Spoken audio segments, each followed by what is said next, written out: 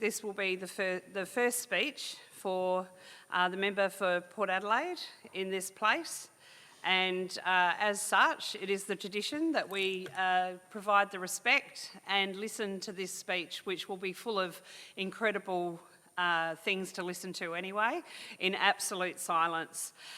So I ask all members and people in the gallery to do so. I understand we do have in the gallery the Honourable Joe Scousey, the former member for Hartley. Thank you so much, and I call on the member for Port Adelaide. Thank you, Madam Speaker, and congratulations on your elevation to this important role. I would like to begin by acknowledging that we meet on the land of the Kaurna people. I pay my respects to their enduring connection to this land, one that we have the privilege of living, working and gathering on today and every day. I'm proud to stand here as a representative of the community of Port Adelaide, my community. From the Lefevre Peninsula, across the Port River, Rosewater and further east, this is a geographically large and diverse electorate. It encompasses many suburbs, each with its own identity. Our community has played an instrumental role in our state's success and will continue to be essential to its economic future. I'm the youngest of 3 children, the son of a truck driver and an Italian migrant. It often surprises people when they hear this, as my name does not immediately suggest it, but it is a significant part of who I am. Source Day was a significant time of the year for us, and that was one of the small ways that we maintained a connection to our heritage, though very labour intensive.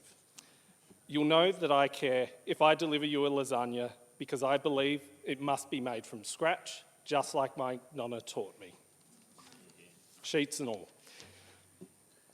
I live on the peninsula with my wife, Anne-Marie, and our children, Lily and Henry.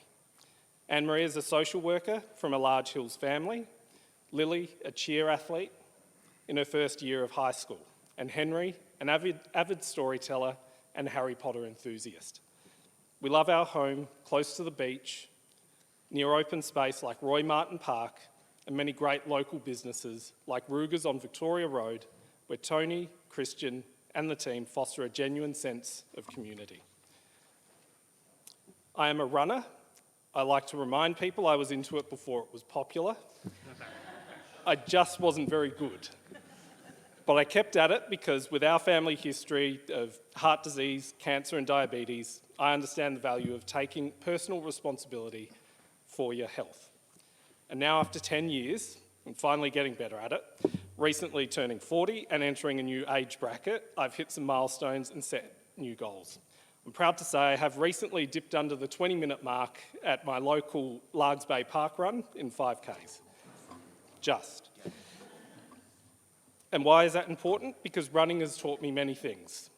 A great deal about focus, resilience and patience, qualities I bring to my work every day. Growing up, many things influenced who I am. I attended a small parish primary school and a public high school. I found that to be a good combination that provided me with a strong foundation. What may sound odd for some, I believe it was my Catholic upbringing that built my beliefs and values in social justice and equality. I played soccer, cricket and golf, and 1 game of football. Safe to say, I'm much better a supporter than a participant, and somehow I managed to actually get better at football, not playing it for 25 years. It did, however, teach me the value of teamwork and establishing strong community connections. After finishing school, I attended Flinders University, completing a Bachelor of International Studies with a focus on politics and international relations. Through those years, I gained practical skills to help me in my work. Like many others, my family story begins elsewhere. My father, his family, typical Irish Catholic working class. He was one of 10, grew up in outer suburbs of Melbourne, and for his sins is a lifelong St Kilda supporter. After leaving school, he worked as a linesman for Telecom and later became a truckie. My parents taught us you only get out what you put in. Hard work and looking after each other, no matter whether you are family, friends or colleagues, was important to them and is important to me. My mother was born in Squillani in southern Italy. She, along with her brother Tony and my grandparents, came to Australia in 1953 in search of a better life. I unfortunately never met Tony. He died long before I was born, so I can only go by the stories my family shared with me about him. I am proud that Squilani is represented in this place once again, after 20 long years, after Joe Scousey left. He's here today and I'm proud to call him family. While we are from opposite sides of the divide, and I did help his opponent in 2006, he has been generous with his advice to me, and I thank him for that. While some of my nonna's family went to Boston in the United States, the vast majority came here to Adelaide, and I'm glad they did. They came seeking safe, secure, and a stable future for their family. They and others like them contributed to Australia's cultural richness, were proud to call themselves Australian, even when the sentiment was not always returned.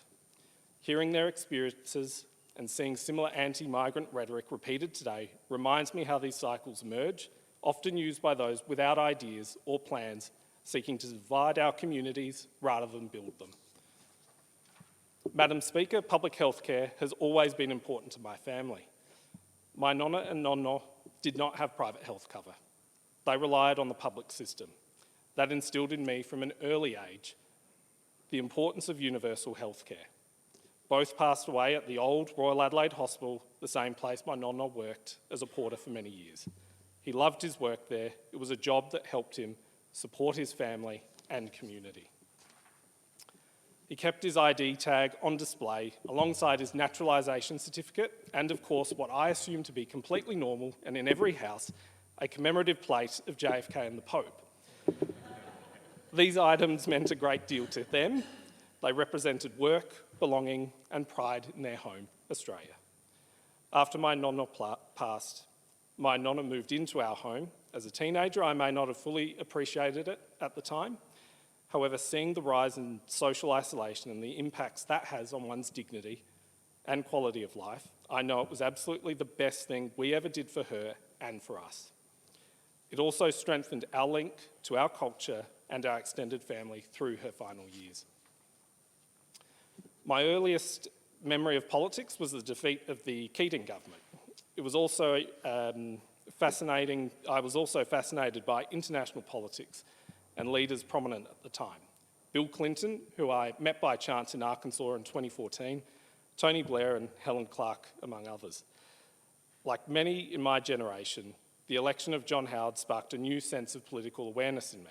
In my view, his policies contributed to division and increased inequality and a less compassionate society. My first protest was a national student walkout against the Iraq War. Since then, I have participated in many others, including supporting workers' rights, action on climate change, marriage equality, and drawing attention to the scourge of domestic violence. My first job was at a petrol station as a console operator on one of Howard's workplace agreements. At the time, fuel reached what we thought was an all-time high of $1 per litre. People were abusive, and I had to personally pay for drive-offs when they occurred out of my own pocket. That experience stuck with me. It is disappointing to hear again this behaviour emerge, but I'm proud that this government continues to back frontline retail workers with strong protections and deterrents against this behaviour. I also became a member of my union, the SDA, signed up by none other than a young Eamon Burke.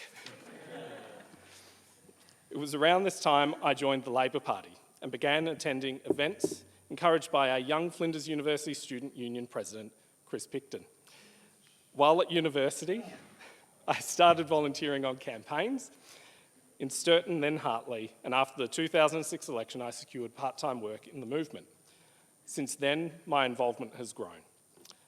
I've been a booth volunteer, sub-branch president, scrutineer, letterboxer, campaign manager, state organiser, a delegate to state council, convention and national conference, and served 8 years on the party's credentials committee, on executive, and in 2017 as state president. I believe deeply in the power of our party and its purpose to make our state better, particularly now at such a crucial time in our state's future as my community plays such an important role in the delivery of AUKUS.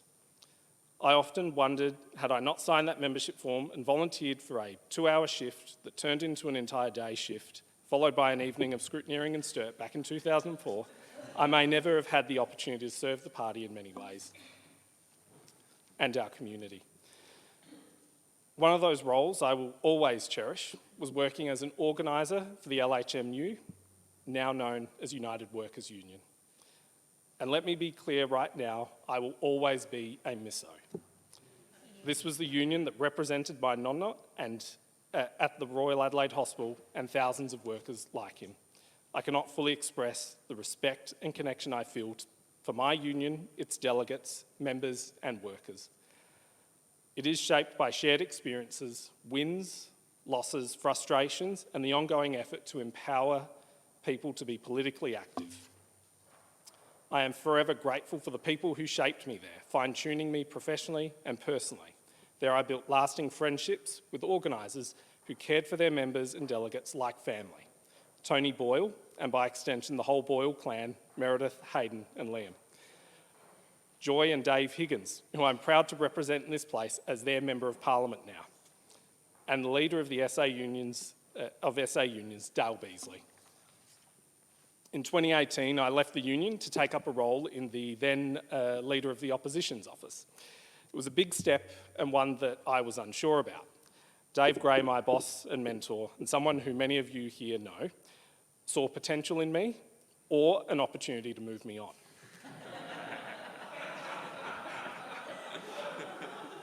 It was an opportunity that I'm glad that I took.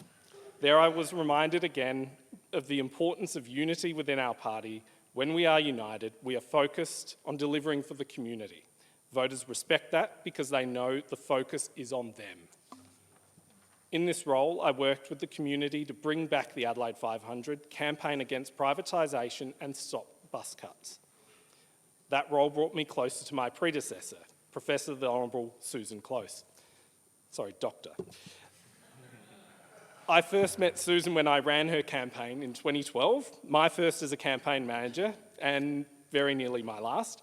It was tough under very difficult circumstances that shaped my view on how we must listen to the community and act. Over time, Susan rebuilt trust with voters and in government, and the results she achieved show that. I heard firsthand recently the respect and gratitude the community had for her. I'm regularly reminded by them I have big shoes to fill. That is a sign of the appreciation for your service, Dr. Sue. I saw her calm, considered approach to leadership up close, and I'm grateful for her continued advice and friendship. And I'll continue to ensure she doesn't inadvertently misuse an emoji or subculture reference, and I'll always take a terrible photo of her. Entering government in 2022 was a new experience for me. It was the first time working at ministerial office level.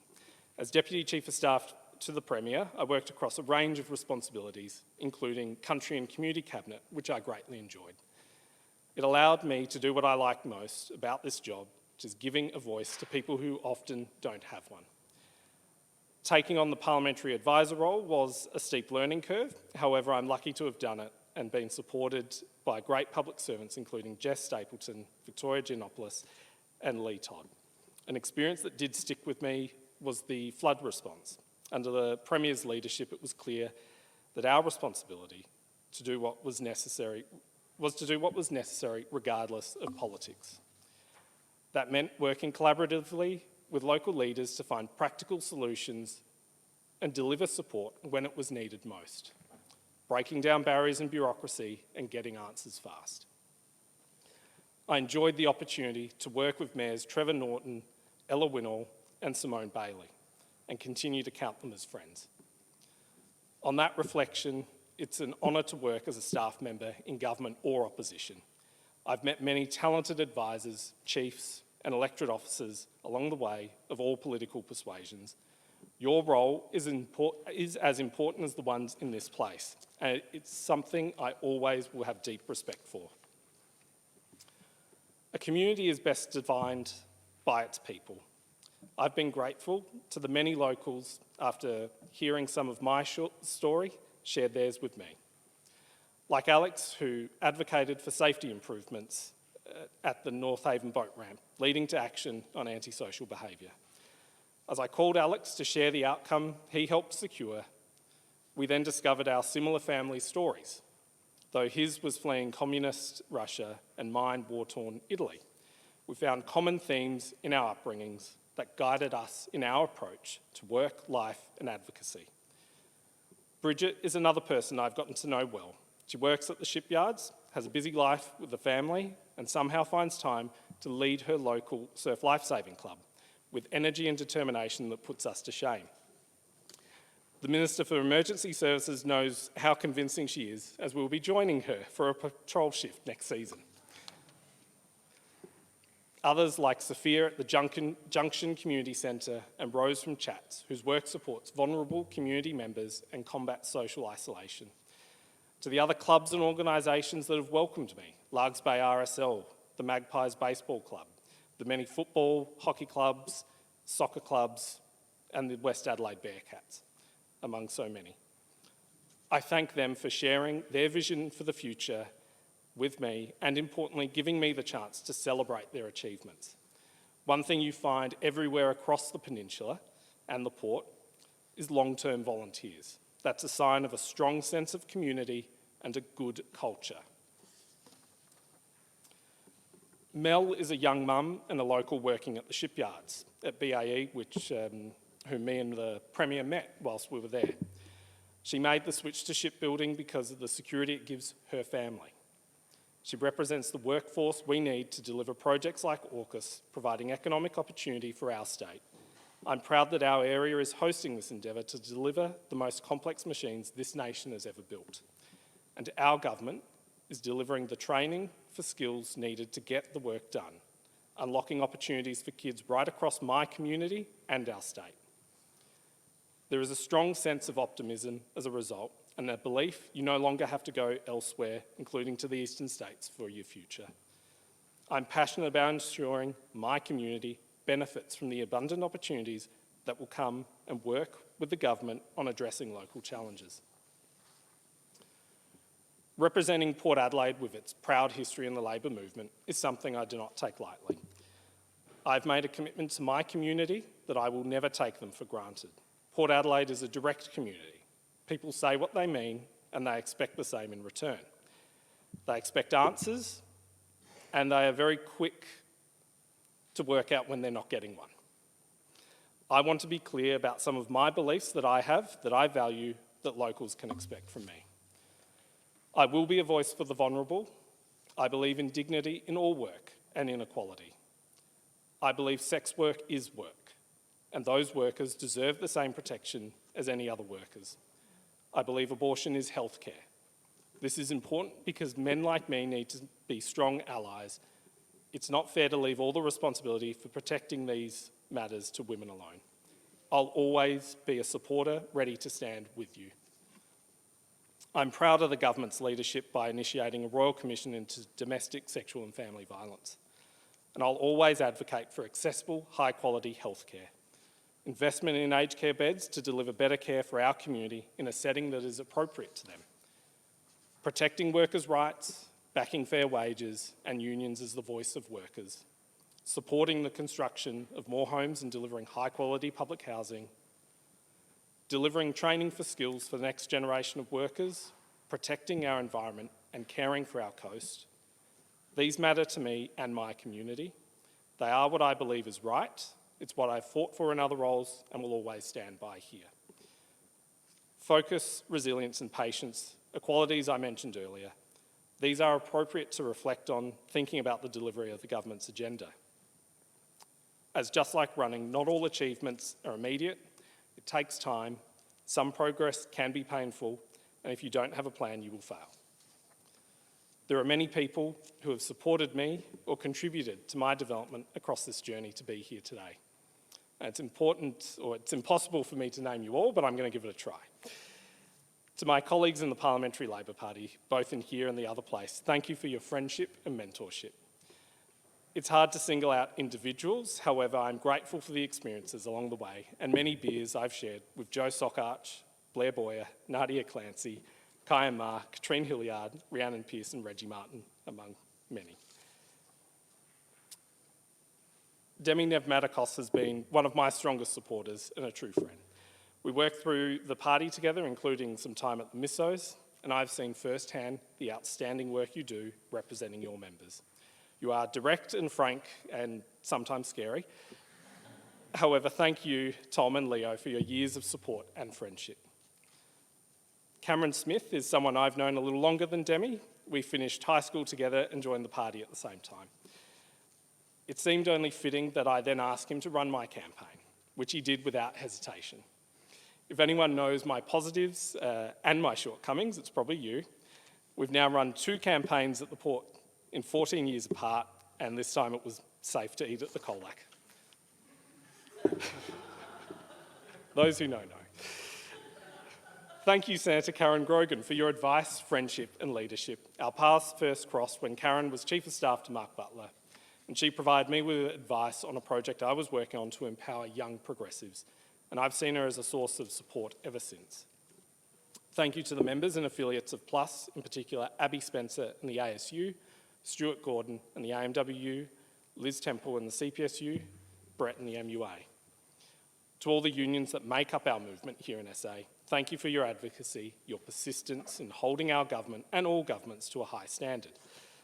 Thank you also to Josh Peake and Jordan Mumford and the SDA family. I've seen enough campaigns to know good from bad, and this one, like the one before it, was a combination of skillful preparation and masterful execution. Thank you to the terrific team at SA Labor, led by Eamon Burke and Hamish Richardson, along with Sarah, Lucas, Anton, Leanne, Lisa and Tanya. I'll take this opportunity to also apologise. I know my experience probably makes me a party officer's worst nightmare. Being around so long, you know when you're missing out on something, but in all honesty, it was a terrific campaign and I was a delight to deal with.